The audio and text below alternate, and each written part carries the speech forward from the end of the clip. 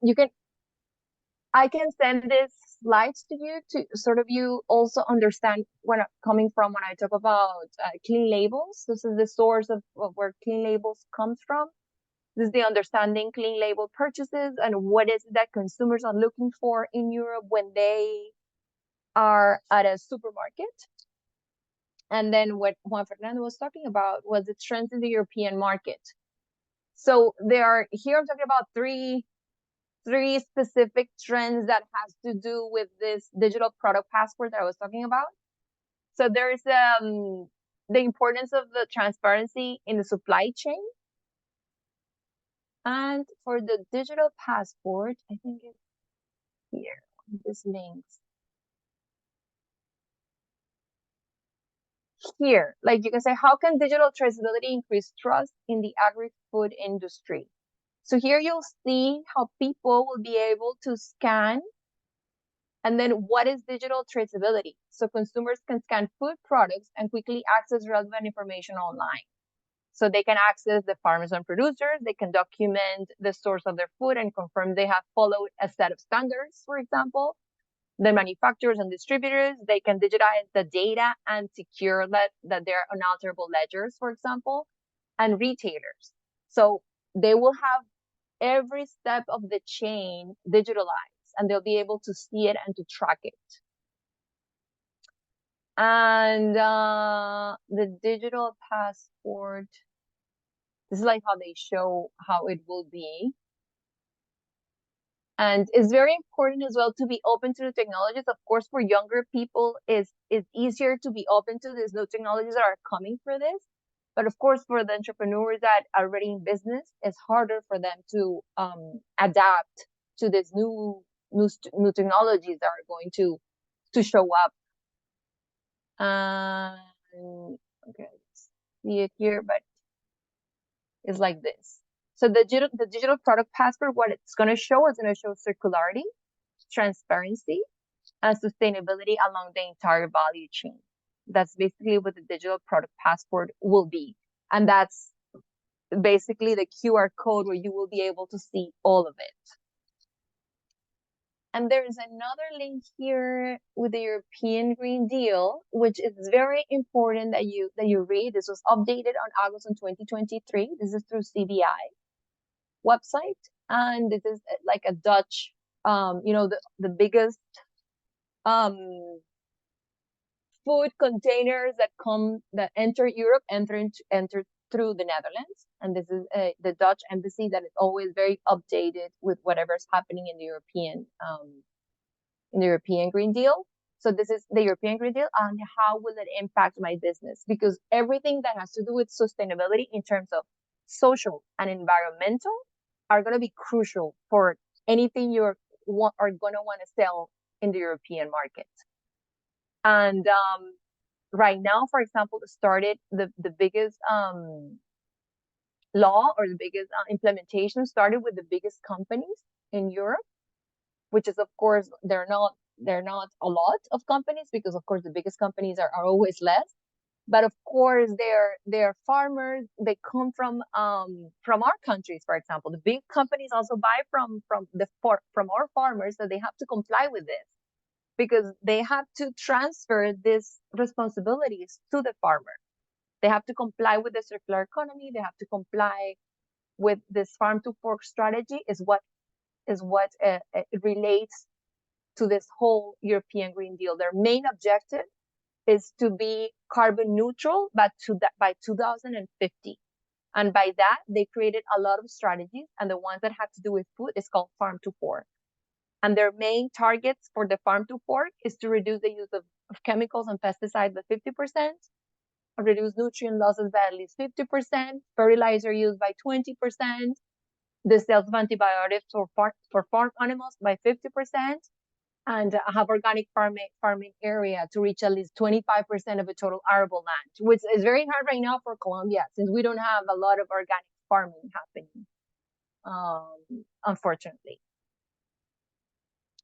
But it's important that you guys know, and when you guys like prepare, or of course, you guys are prepared for whatever plans that you have or entrepreneur dreams that you may that you guys know this thing. It's not just about your product.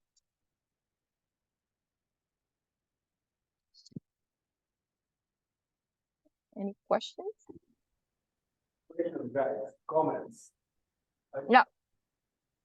I want to I know that she was talking about the European agreement, but I wanted like to ask about the culture.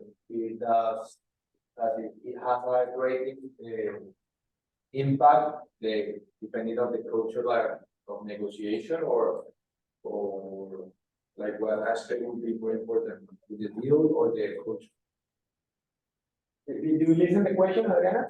Yes, yes, I know. He's talking about the culture. I don't think, I mean, I think it's relevant, but it's not like the culture is more like in a sense of for example, the Germans are quick, like they want you to get to the point right away. If you are at a trade fair, you have to sell your product in 5 minutes, and if it's interesting, they will give you more time. But you have very short amount of time. Like it's not like in Colombia, like like they give you the time and they talk to you and they're nice and they laugh. No, like for example, the Germans and the Dutch are very to the point. Like what is it that you need? Let's go. And I have 100 people to talk more while I'm here in this business. So it's more about that. Like you have to, in 5 minutes, you have to sell yourself. And that's called, what is your unique selling point? What is it that you have that is different from all of the others that are selling the same?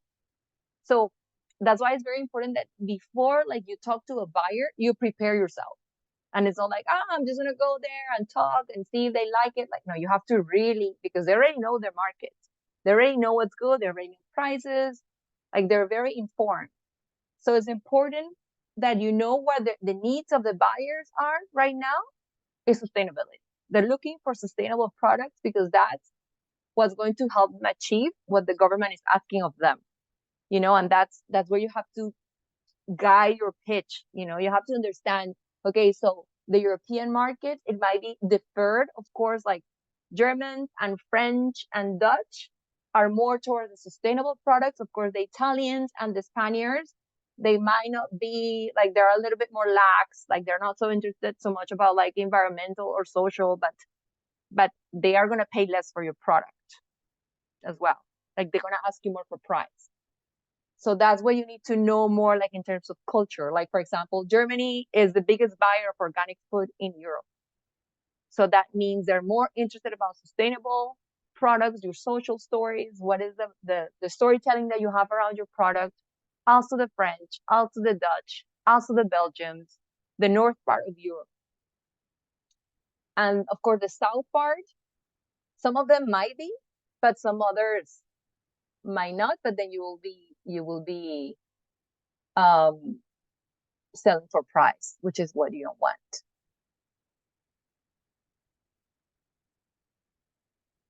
Is that clear?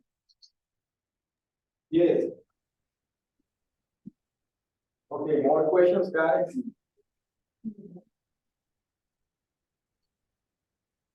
I don't know, Adriana, can we consider what you are telling us like a trade barrier? Like Europeans are kind of, I would say, complicating a little bit. How can we? Yes, but it's not a trade barrier so far. If you see it, like I said, it depends in what niche you want to compete. For me, it's like if I'm an entrepreneur and a small entrepreneur, I know that it's gonna be very hard for me to compete by price. So I want to compete with other elements. And if I want to compete with other elements that I'm gonna talk about, I need to talk about quality. And if I talk about quality, I need to prove quality. It's not like, yes, I have like, what is your good, what is your unique selling point? Like, oh, I have the best quality. Yeah, but you have to prove it. And how do you prove it? You prove it through a technical data sheet, laboratory analysis, and that costs money.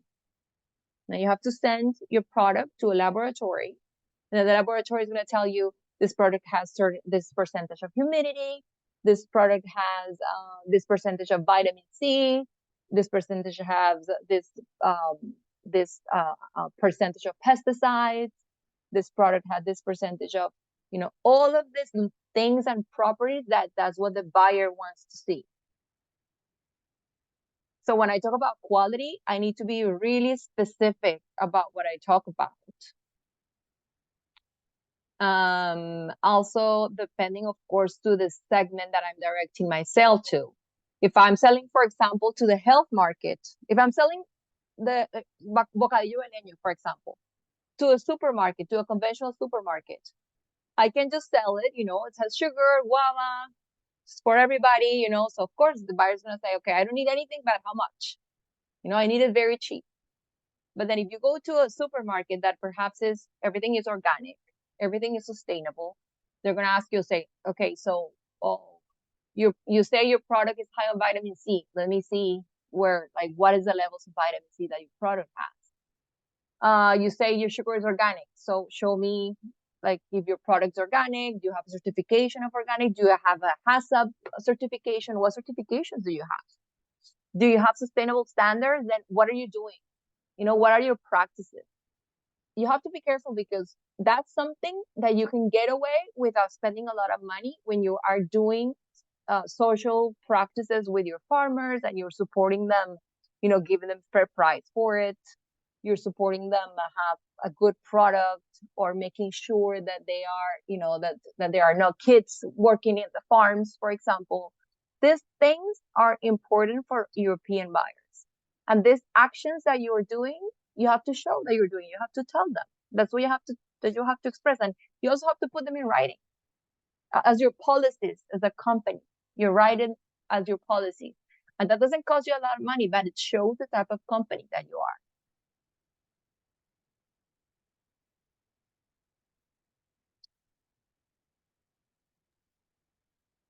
Questions? So I wouldn't say it's a barrier, but if you want to enter a specific niche of value, yes, it is. Not a legal barrier, but more like a buyer's requirement barrier. Okay. I don't see it as a barrier. I will see it as an opportunity.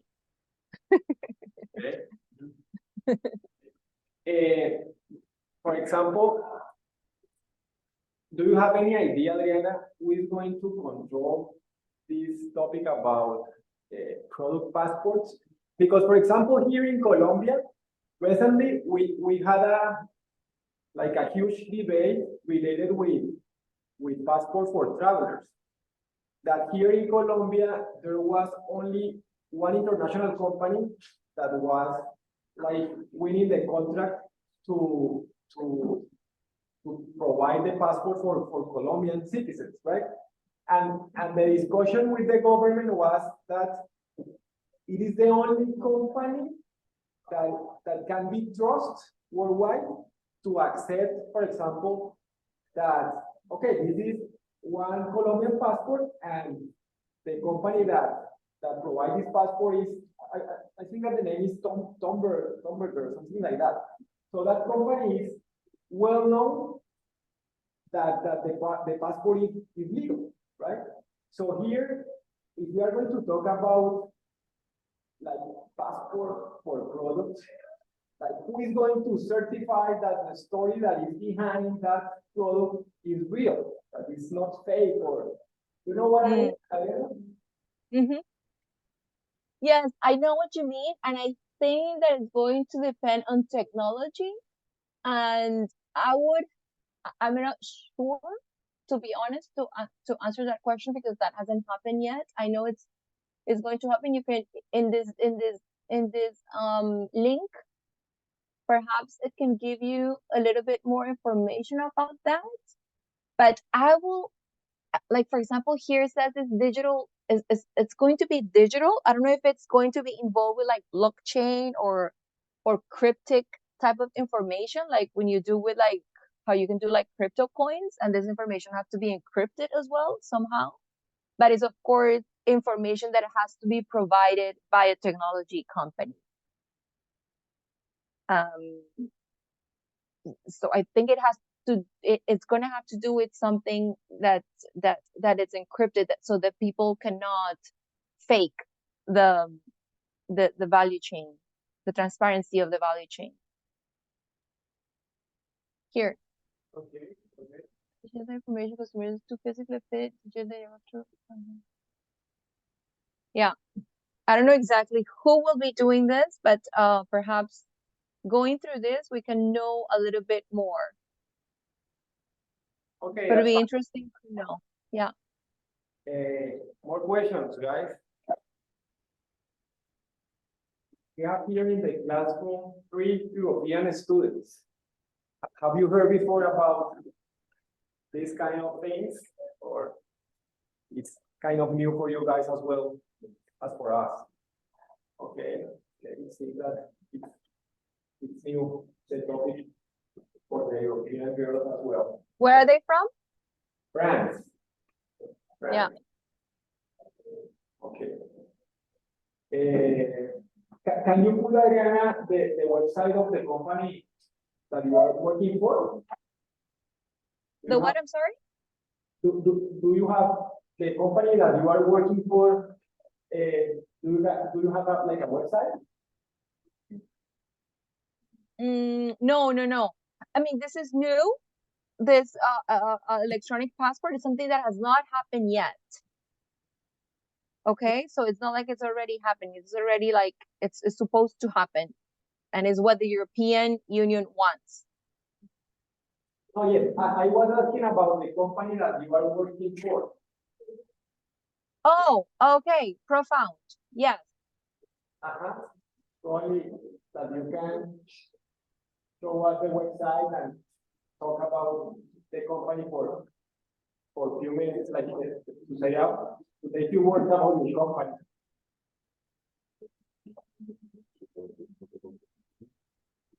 Hold on, I can't find it. Oh.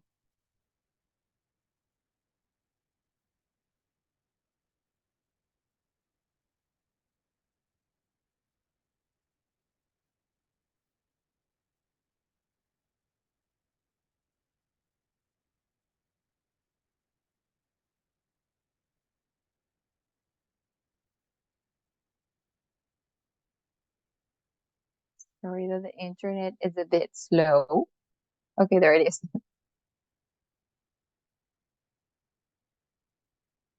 Okay, so basically, this is the company that I work for, and we work mostly, we don't work directly with, well, yes, we work with companies, but we work with cooperation agencies in Europe that are based in these countries. It's either East Africa or Southeast Asia or Latin America.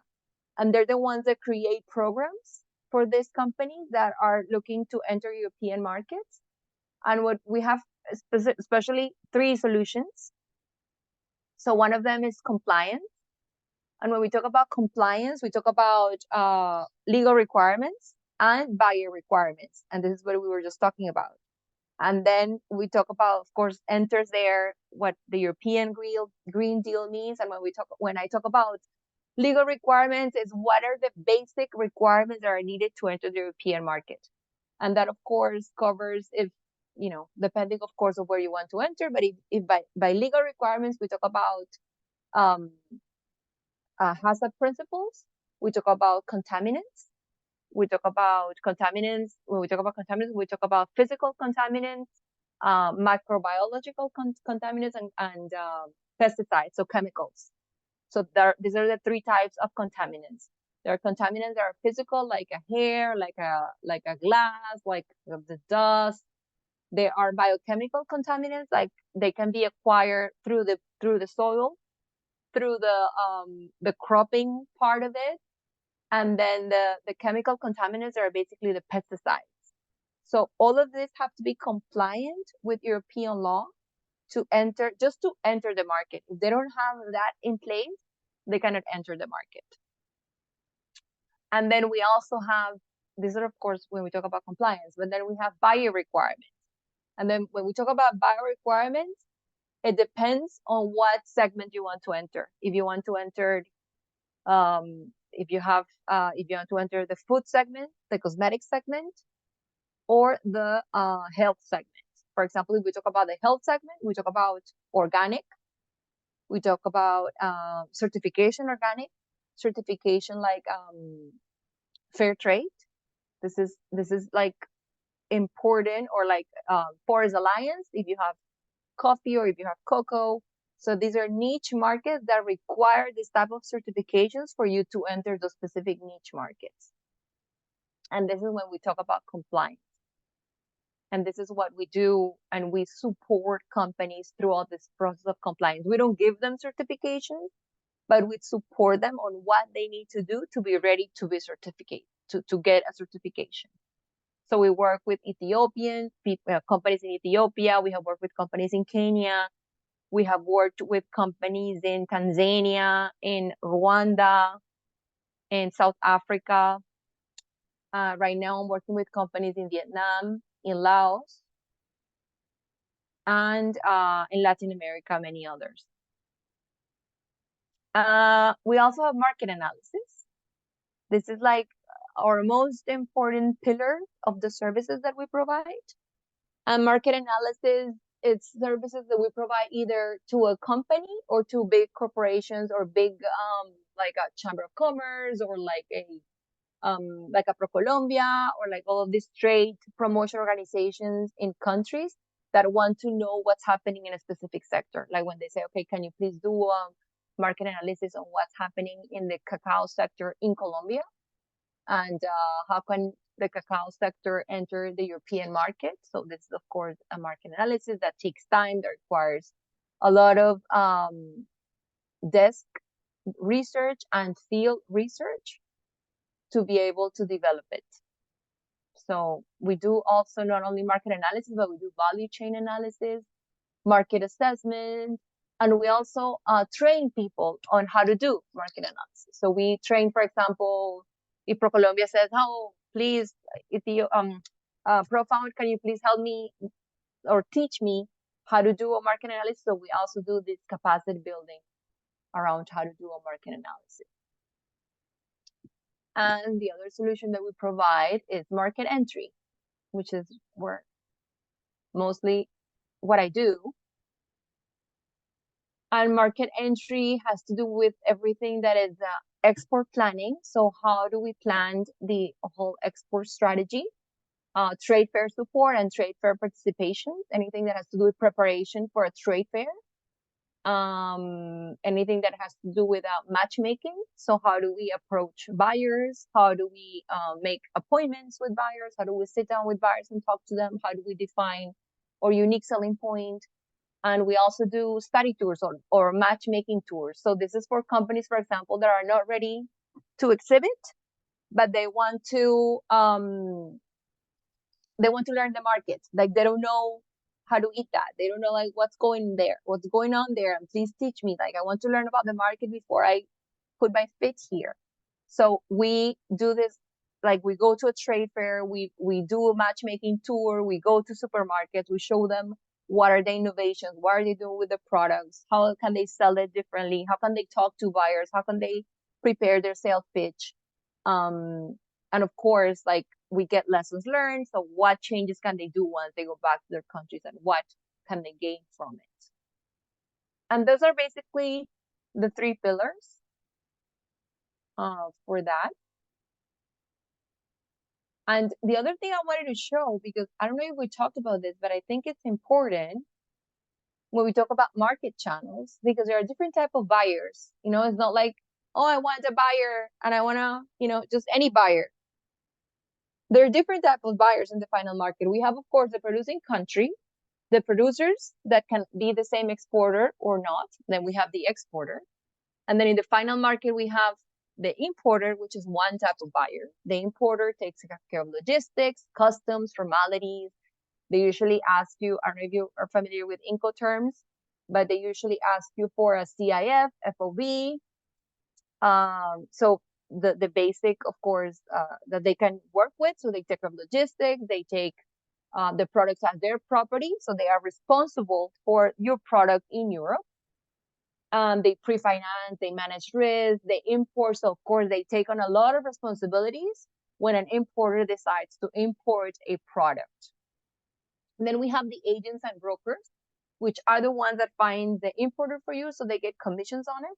They're also very important because they work very close with importers. Of course, it would be great if you find directly an importer, but agents and brokers are also important because they also find you a different wide range of importers that you could pick from.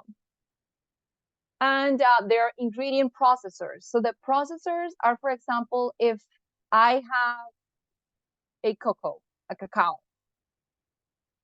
and then I have a cacao, and then what do I do with it? So the ingredient processors, they build a product around this cacao. This is another type of buyer.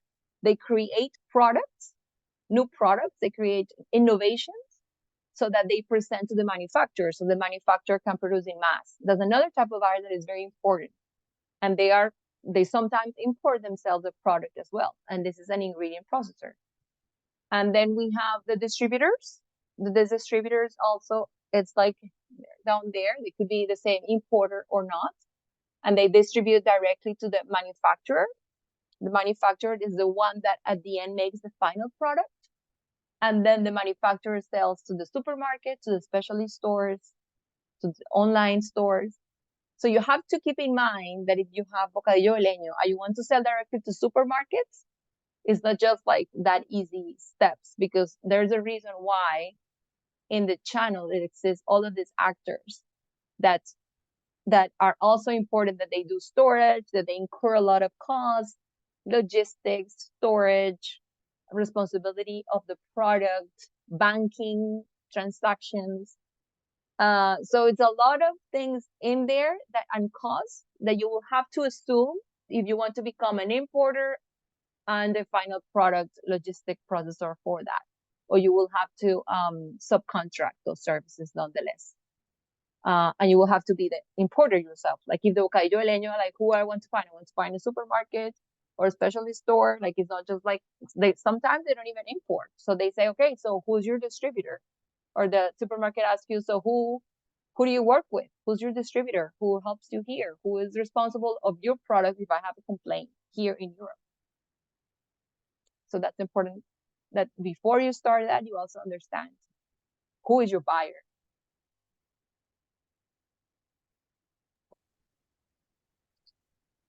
Okay. More questions, guys? For example, again, one company like the one that manufactures the Bocadillo de Leño, if they need one advice, compliance advice from Profound, more or less how much money you guys are going to charge? Oh, that's a tough one. But to give you an idea of what our fee, we charge 750 euros a day. So for 8 hours. Can you repeat, please? Huh? Can you repeat the amount of money, please? So our fee is 750 euros a day, 8 hours. Okay. So like around 800 euros per day for 8 hours of advice. Okay. So you are making a lot of money there, again, huh? Well, sometimes. We work sometimes, usually it's not the companies that pays us, like I said, it's the cooperation agencies. Because SMEs, sometimes they cannot afford to pay us in these countries, of course, because they're starting their businesses. So we work directly with the cooperation agencies. That's why, because they're the ones that gather these companies that have potential to enter the European market. And they're the ones that select the companies and hire us to give them support. Okay. Do you have any advice for these guys that are like finishing their major in international business? Like which type of skills do they need to develop before entering to the labor market? Any tip or any advice? Yes, I think the biggest skill that you need to develop is know your product. Like really know your product. And knowing your product is not like, I know that I have, but know the contents of your product, know everything around your product, who produces your product, and document it. Document every step of everything that's being done. Once you know your product very, very well, you can sell it. But you really have to get to know your product, like the deeps and in of it. And for example, in the processing plant, know that HACCP principles. If you don't have HACCP principles, you can simply not export to the European market. And that's the basic, like HACCP. No, of course, like if you're doing bocadillo beleño, can you find organic guava or wild collected guava? Or can you find organic sugar? For sure, there's organic sugar in Valle del Cauca. That'll be interesting. And then, of course, the final step will be getting the company certified organic, which is the expensive part of it. But if you don't want to do, of course, if you don't want to start with the expensive part of it, I will highly recommend to start doing, I wouldn't start with a final product. That will be my first recommendation, because it's very tough to enter the European market and you're going to be competing with the other final products. I will start perhaps with a semi-final product, like a guava paste, perhaps, that is natural with no sugar. And I can tell them where the components of guava are. I'm promoting guava. Guava is known, but it's not super known in Europe. It's a fruit that still has to be known by Europeans more. So do, of course, this exercise of, promoting what guava is, what guava means, what are the properties of guava? Does it have vitamin C? How much does vitamin? And that's knowing your product. That's knowing what you're selling. So I will highly recommend that, because once you know your product, the other components just come into place. Then you'll know what to do. Because if you know, like, my guava product has a lot of vitamin C and it has all of these properties, I can definitely enter the health market. And it is organic, but it's not certified, but I still can enter the organic market. I can talk to my buyer and say, my product is organic, it's not certified yet. Be open to your buyer. That's also important. I'm not certified, but I have organic and I have these practices and this is happening and I have this and that. The more open you are with your buyer, they are more willing to work with you to get you where they want them to be, because they need this type of stories. They need this type of storytellings. So that will be my recommendation, to go in deep and know your product and the practices around it. Okay. Any questions, guys? No? Okay, no, Adriana, thank you very much for the time. It was a pleasure. No, of course. I hope I am useful and and that yes, I can send you this so you guys can have it. This is little slides, and I also send you my email so you can have it. And if you have any questions, you can also ask me questions, and here you'll find my LinkedIn and know what I'm currently doing. You can also find me on LinkedIn. I'll send the slides to Juan Fernando so he can send it to everyone. Okay, thank you very much. Okay, thank you, guys. Okay, bye-bye. Bye. Bye.